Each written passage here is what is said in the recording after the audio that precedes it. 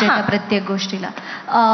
कसं आहे की आम्ही तुम्हाला तिघांना रोज मोबाईल स्क्रीनवर पाहतो आणि लोकांसाठी, तुमच्या प्रेक्षकांसाठी तुम्ही खूप ॲक्सेसिबल आहात. म्हणजे ते तुमच्याशी कमेंट थ्रू बोलू शकतात, ते तुमच्याशी डायरेक्ट मेसेज करून तुमच्याशी बोलू शकतात. पण त्यातल्या अनेकांना तुमची बॅकग्राऊंड माहीत नसते की इथपर्यंत येण्यासाठी तुम्ही किती कष्ट केलेत किंवा किती गोष्टींचा तुम्हाला त्याग करायला लागलाय, अचानक एक दिवस वेगळा मार्ग निवडण्याचा निर्णय घ्यायला लागलाय.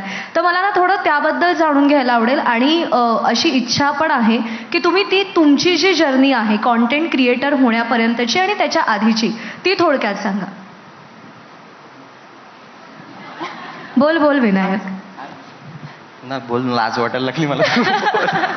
अरे माझी छोटी. हा, तर सुरुवात कशी झाली. सुरुवातीला माझे बाबा, म्हणजे मला सपोर्ट नव्हता घरून.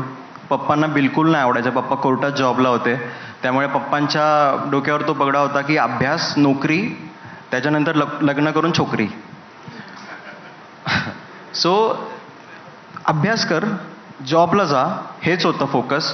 त्यामुळे मी सडनली माझं SY झालं, SY कम्प्लीट झालं. त्याच्यानंतर मी बोललो की आता TY होईपर्यंत मी अभ्यास बरा करत होतो, तर मी बोललो की TY होईपर्यंत मी 1 वर्ष यूट्यूब करतो असंच टाईमपास. कारण सगळ्या ऑडिशन्स देऊन दमलेलो मी. तर मला स्टार्टिंगला मी लपून लपून करायचो. मी माझं सामान आधी खाली वॉचमॅनच्या इथं जाऊन ठेवून द्यायचो. बाबा आंघोळीला गेले त्याच्यानंतर गुपचूप धावत धावत जायचो खाली आणि मग मित्राला बोलवायचं आणि तिथून जाऊन आम्ही शूटिंगला निघून जायचो. तर ही माझी सुरुवात होती. आणि सुरुवातीला म्हणजे पप्पांचा सपोर्ट नव्हता, पण आत्ता पप्पा आता स्वतःहून बोलतात, शूटिंगला चाललाय का आज, नेऊ सामान गाडीमध्ये तुझं. सो ही खूप भारी गोष्ट आहे माझ्यासाठी. अथर्व.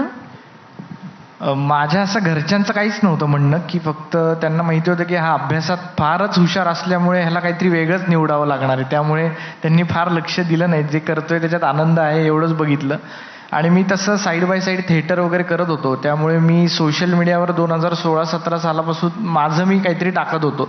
तेव्हा काय असं एवढे फॉलोअर्स असं काहीच नव्हतं.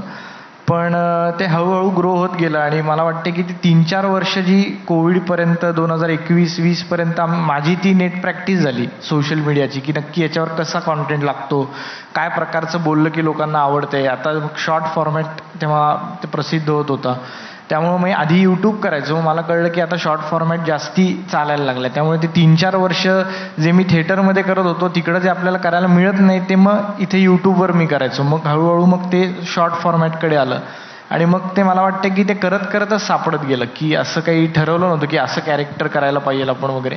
पण ते करत करत सापडल्यामुळे आणि मग एकदा क्लिक झालं की मग आपापच रस्ते उघडले होते तोचपर्यंत सगळे सोशल मीडियाचे. कारण का सोशल मीडिया खूपच फास्ट ग्रो होत होतं आणि मग आम्हाला त्याचा सगळ्यांनाच फायदा झाला. तर माझा महाराष्ट्र माझा विजन हा कार्यक्रम सध्या सुरू आहे आणि याकडे आपल्याला पुन्हा एकदा यायचं आहे. मात्र तुर्तास